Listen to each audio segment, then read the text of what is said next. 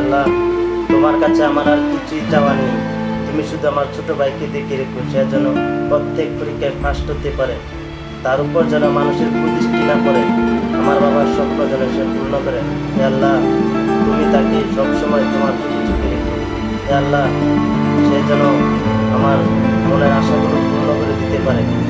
রব্বানা আতিনা ফিদ দুনিয়া হাসানাতুন ওয়া ফিল আখিরাতি হাসানাতুন ওয়া কিনা আযাবান্নার।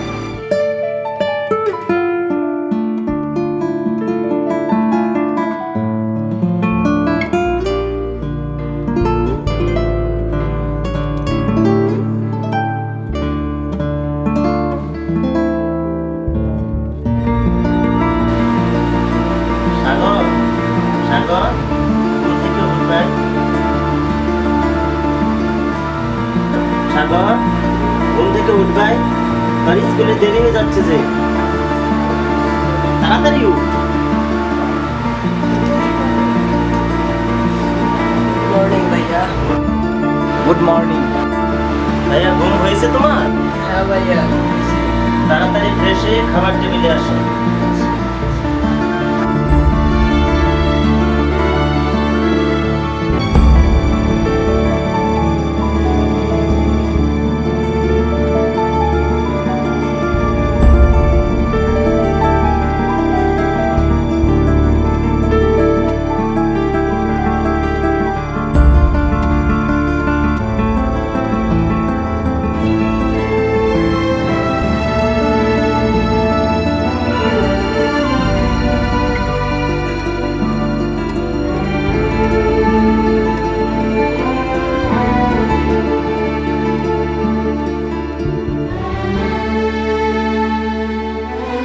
সাগর, আজকে তোমার ক্লাস কয়টায় শেষ হবে?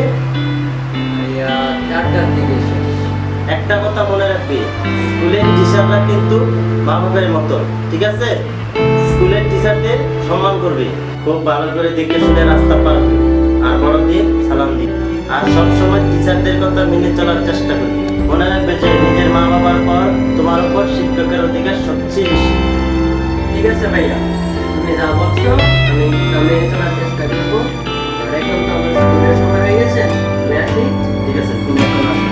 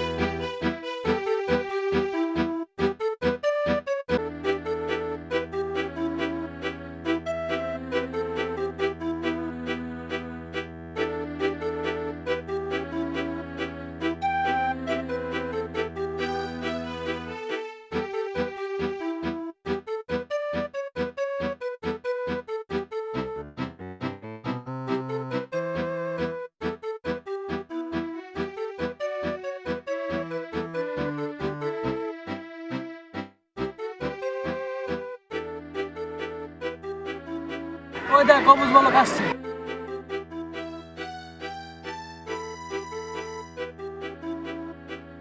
দোস্তরা ওই দেখ মেধাবী ছাত্র আসছে, শালা।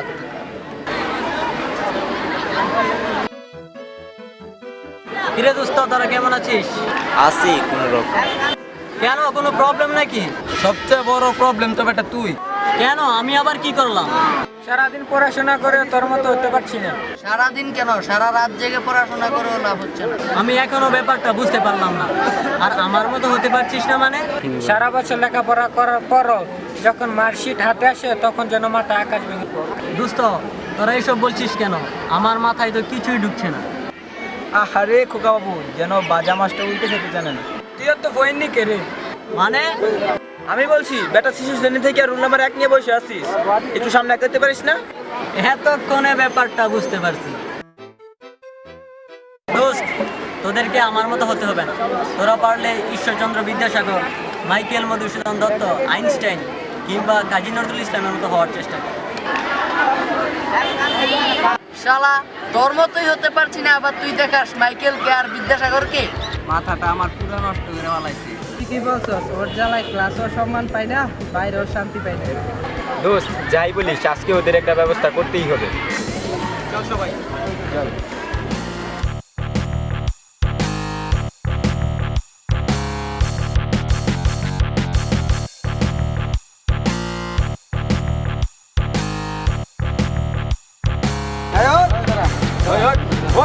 কেন এই জায়গায় আমরা আগে আসছি, আমরাই বসবো। দোস্ত থাক, ঝামেলা করার দরকার নাই। ওরা আসছে, ওরা বসুক, আমরা ছেড়ে দিই।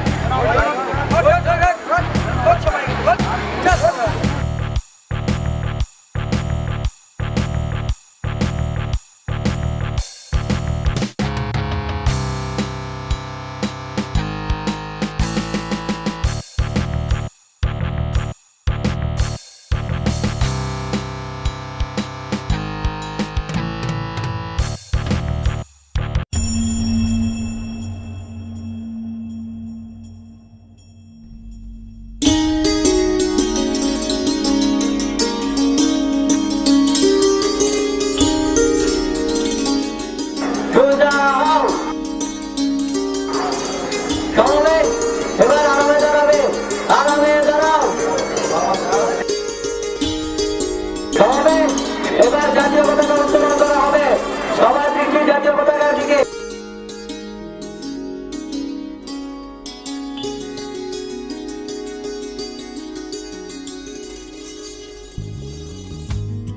সবাই এখন জাতীয় পতাকাকে সম্মান প্রদর্শন করো। 1 2 সমাবেশ, এবার শপথের জন্য প্রস্তুত হও। আমি শপথ করিতেছি যে মানুষের সবাই সর্বদা নিজেকে নিয়োজিত রাখিব, দেশের একতা ও সংহতি বজায় রাখিবার জন্য সর্বদা সচেষ্ট থাকিব। হে প্রভু, আপনি আমাকে শক্তি দিন, আমি যেন বাংলাদেশকে একটি আদর্শ ও শক্তিশালী রাষ্ট্র হিসেবে গড়ে তুলতে পারি এবং নিজ বিদ্যালয়ের সকল নিয়ম কানুন মানিয়ে চলতে পারি। আমিন।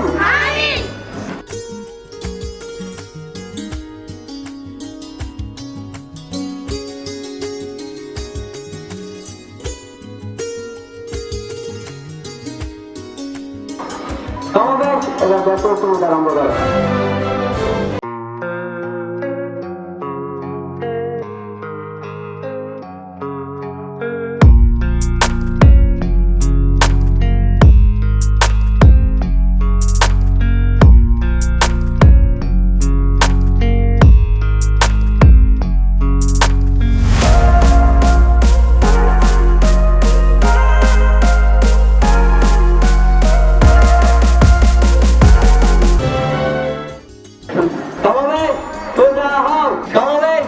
এবার আরামে দাঁড়াবে, আরামে দাঁড়াও।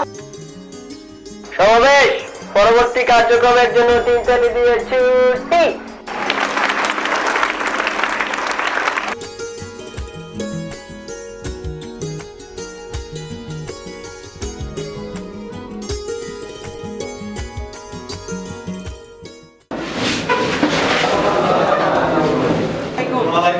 আসসালাম ওয়া রাহমাতুল্লাহি ওয়া বারাকাতুহু। তোমরা সকলেই বসো।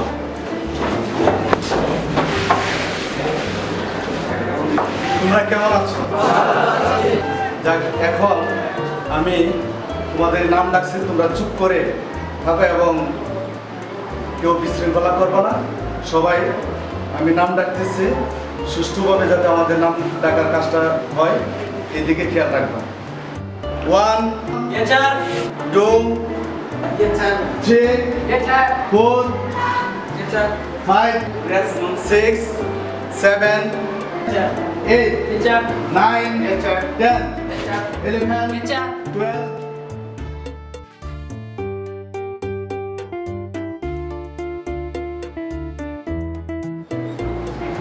আজকে আমি তোমাদেরকে সাফিক্স এবং প্রিফিক্স পড়াবো। সাফিক্স হচ্ছে কোনো ওয়ার্ডের শেষে যদি অর্থহীন বর্ণ বা বর্ণ সমষ্টি যুক্ত হয়ে নতুন শব্দ গঠিত হয় তাকে সাফিক্স বলে। আর প্রিফিক্স হচ্ছে কোনো ওয়ার্ডের আগে যদি কোনো অর্থহীন বর্ণ বা বর্ণ সমষ্টি যুক্ত হয়ে নতুন শব্দ গঠিত হয় তাকে প্রিফিক্স বলে। আমি একটা উদাহরণ দিচ্ছি, তোমরা দেখো।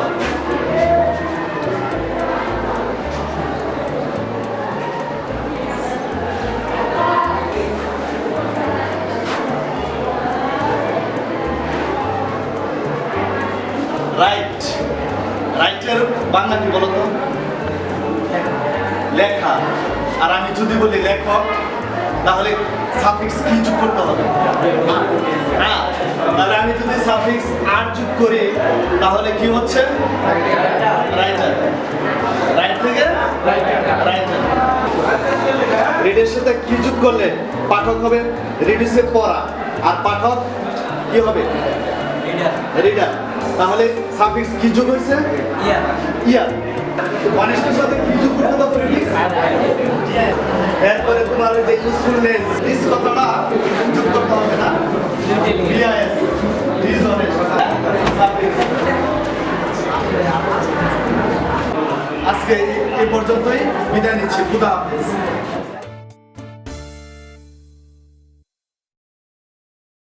আজকে আমরা আলোচনা করবো, তোমরা এই দৃশ্যটি দেখতে পাচ্ছ, দৃশ্যটি কি বোঝা যায়? বৃষ্টি। মনে হচ্ছে না আকাশ থেকে বৃষ্টি পড়তেছে প্রকৃতির মাঝে, প্রকৃতিকে একেবারে নির্মল করার জন্য বৃষ্টি পড়ছে।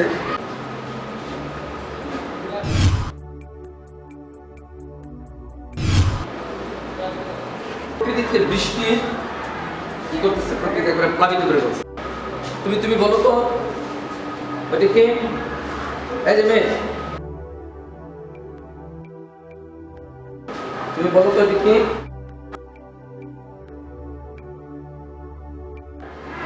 তুমি কি পড়ছো না? তুমি কালকে পড়া শিখছো? তোমাকে আমি সর্বদা এদিকে তুমি পড়া মনোযোগী থাকো। হ্যাঁ, তুমি পড়ো না কেন? তোমার বাপ মাকে খেয়াল করো তোমার পড়ার প্রতি? আমরা ঠিক আছে, পরে দেখো। বিষণ্ণ হলো দুঃখ।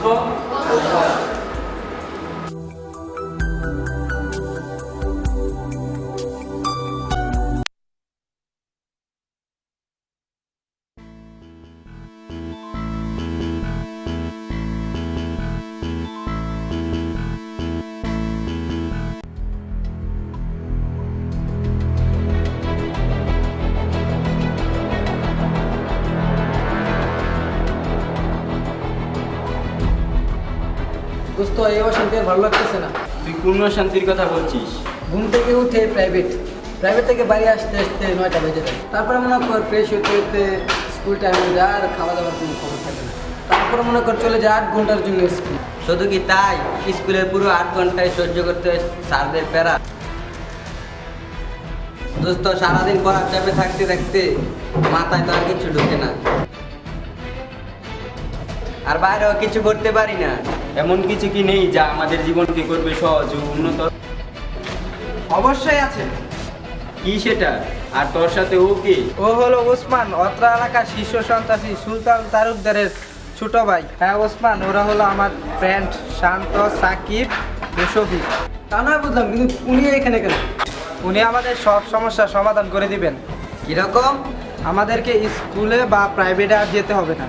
তাহলে আমরা কি করব আর এসএসসি বা কিভাবে পাস করব? পরীক্ষার আগে প্রশ্ন পেয়ে যাব ওনার মাধ্যমে। টিচারদেরকে ধমকিয়ে পাস করার ব্যবস্থা উনি করে দিবেন। শুধু তাই নয়, সব সমস্যার সমাধান করে দিবেন উনি। কিন্তু তিনি আমাদের জন্য এত কিছু কেন করবে? আমার কিছু মালামাল তোমরা এক জায়গা থেকে অন্য জায়গায় আনা নেওয়া করবে। ওকে ডান, তোরা কি বলিস? হ্যাঁ ঠিক হ্যাঁ, আছে ঠিক আছে। তাহলে হাত মিলাও।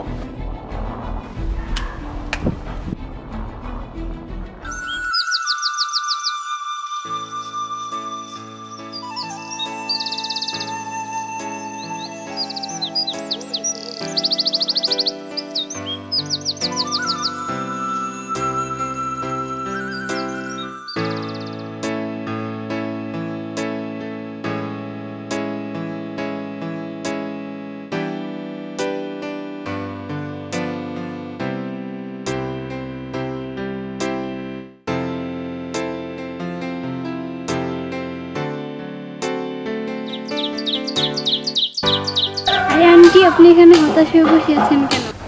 কই না তো, আপনার কি হয়েছে? কিছু না তো। কোনো সমস্যা হলে আমাকে বলতে পারেন, আমি সলভ করার চেষ্টা করব। আচ্ছা, তুই কি কখনো কাউকে ভালোবেসেছিস? আরে বাবা, এ তো দেখছি ভূতের মুখে রাম না। বলবি কি না তা বল। আমি সত্যি সত্যি কাউকে ভালোবাসিনি, কিন্তু অনেকের সাথে ভালোবাসা অভিনয় করেছি। আচ্ছা বলতো, কাউকে ভালোবাসলে কেমন ফিল হয়? আমার মনে হয় কাউকে সত্যি সত্যি ভালোবাসে তাকে দেখতে ইচ্ছে হয়, তার সাথে সময় কাটাতে ইচ্ছে হয়। মাঝে মাঝে মনে হয় তার সাথে কিছু সময় কাটালে খুব ভালো। আমি বুঝতে পারছি না আপনি এসব জানতে চাচ্ছেন কেন? কি ভাবের বাতাস লাগছে নাকি? তুই যে কি বলিস না, তোর মুখে দেখছে কিছুই আটকায় না। যাই হোক, উঠা যাক। কেয়ার করার বাকিটুকু না হয় পরেই বলবো।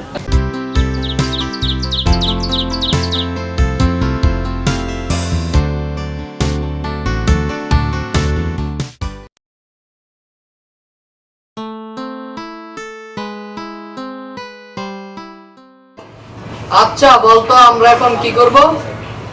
মানে না ঘরে শান্তিতে আছি, না বাইরে শান্তিতে আছি। তুই কি বলতে চাচ্ছিস? ঘরে যতক্ষণ থাকি সারাক্ষণ পড়াশোনা করি, তারপরও মা বলে কেন সাগরের মতো হতে পারিস না। বাইরে আছে শান্তদের মতো বন্ধু, ওরা আমাদের সাগরের মতো হতে চাইলে ধমকি। এখন আমরা কি করব? মা তো আমাদের সবচেয়ে বেশি আপন।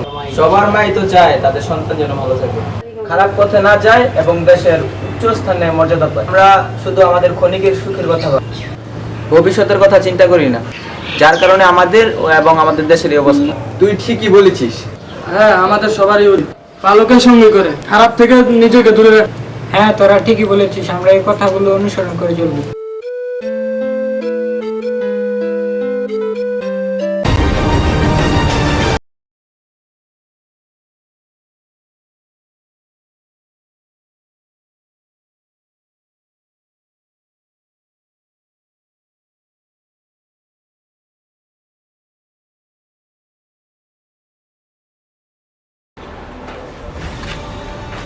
আজ থেকে এরা আমাদের সাথে কাজ করবে। উসমান, আমার সম্পর্কে সবকিছু বলছ? হ্যাঁ ভাই, বলছি। হ্যাঁ, ভাইয়ের সাথে পরিচয় হয়। আমার নাম রনি। ভাই আমার নাম সাকিব। ভাই আমার নাম ইমান হাসান। ভাই আমার নাম হিরন। ভাই আমার নাম প্রিয়। তোমার সাথে পরিচয় আমার খুব ভালো লাগলো। হ্যাঁ বাগালু বেল, মালটা বার কর।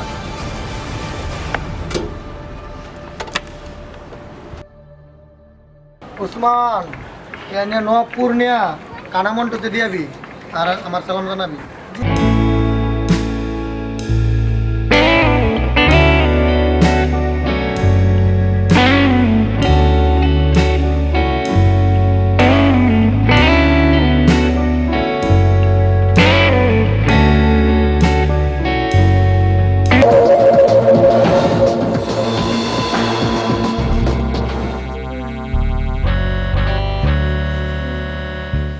আল্লাহ, তুমি কি করলা? আমাকে অল্প বয়সে তিন বানিয়ে দিলা।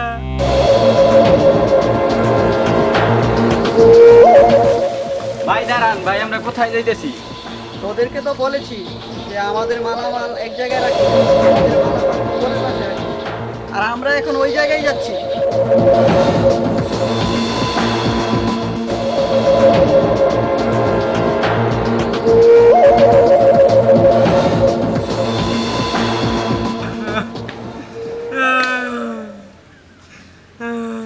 মা তুমি এ কি করলা? আমাকে অল্প বয়সে এতিম বানিয়ে দিলা।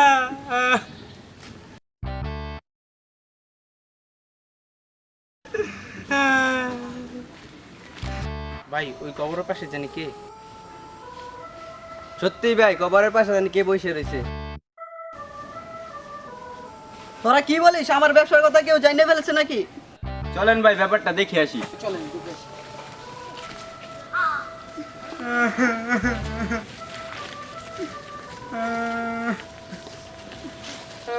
আরে ভাই এটা দি বউ পাগল। ও পাগল মানে? ভাই আমি ব্যাপারটা বুঝাই বলতাছি। কিছুদিন আগে বিয়ে করার জন্য গলায় দড়ি দিতে চেয়েছিল, তাই এলাকার লোকজন ধরে তাকে একটা বিয়ে করে দিয়েছে এবং একটা কাজের ব্যবস্থা করে দিয়েছে। তা না বুঝলাম, কিন্তু সে এখন কাঁদছে কেন? আমি এতিম হয়ে গেলাম। তোমার কি মা মারা গেছে? ভাই আমি তো এতিম হয়ে গেলাম ভাই, আমি এতিম হয়ে গেলাম। আরে বোকা, দুঃখ করো না, মা তো চিরদিন কারো বেঁচে থাকে না। তা তো আমি জানি, কিন্তু এখন আমি এতিম হয়ে গেলাম। আরে ভাই তাহলে কাদার কি দরকার?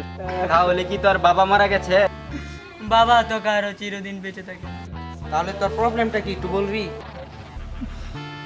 তাহলে ভাই ব্যাপারটা আমি আপনাদেরকে ভালো করে বুঝিয়ে বলছি।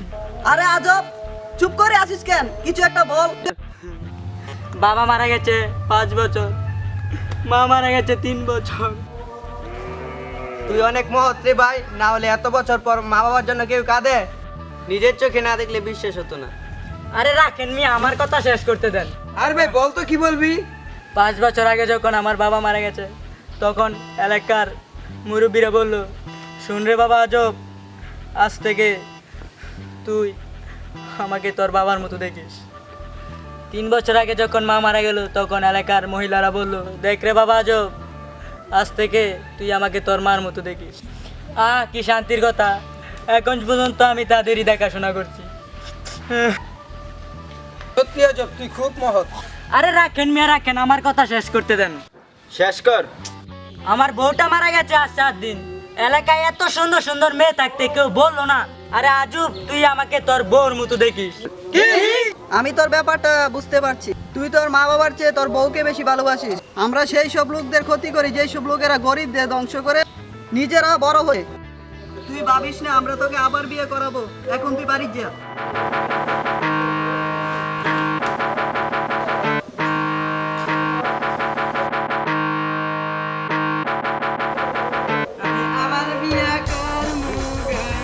আবার বিয়া করব।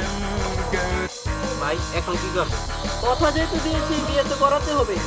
আচ্ছা চল, এখন আমরা যে কাজে এসেছি সেই কাজটা করি।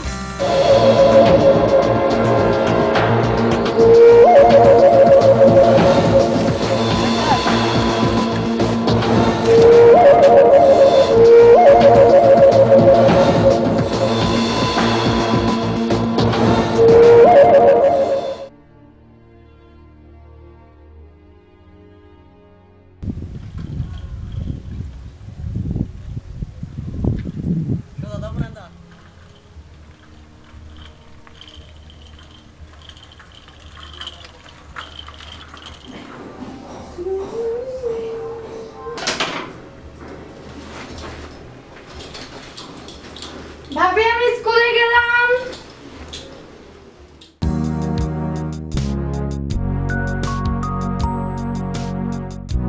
দোস্ত তোরা কি একটা জিনিস লক্ষ্য করেছিস? দোস্ত কি? আমরা যখন প্রতিদিন এই জায়গায় বসে থাকি, তখন আমাদের পিছন থেকে শান্ত এসে ঝামেলা বাঁধায়, কিন্তু আমরা যখন কথা বলি তখন কিন্তু নদী সামনে থেকে সাগরের দিকে তাকিয়ে থাকে প্রেমময় চোখে। অমিত তুই কি বলতে চাচ্ছিস? ব্যাপারটা আমিও লক্ষ্য করেছি, নদী হয়তো সাগরকে ভালোবাসে, কিন্তু মুখ ফুটে কিছু বলতে পারছে না।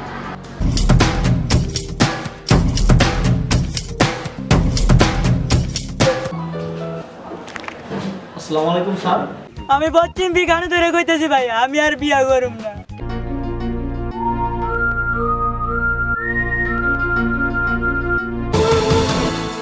আধার মনেরই ঘর। ভাই আমরা তো আপনার অনেক কাজ করছি ভাই। ভাই আমাদের সবাইকে ভাই এই সমস্যা থেকে তুলে দিন ভাই। ভাই খুব সমস্যা হতে পারে ভাই, ওর জেলায় কোনো কিছু করতে পারতেছি না ভাই।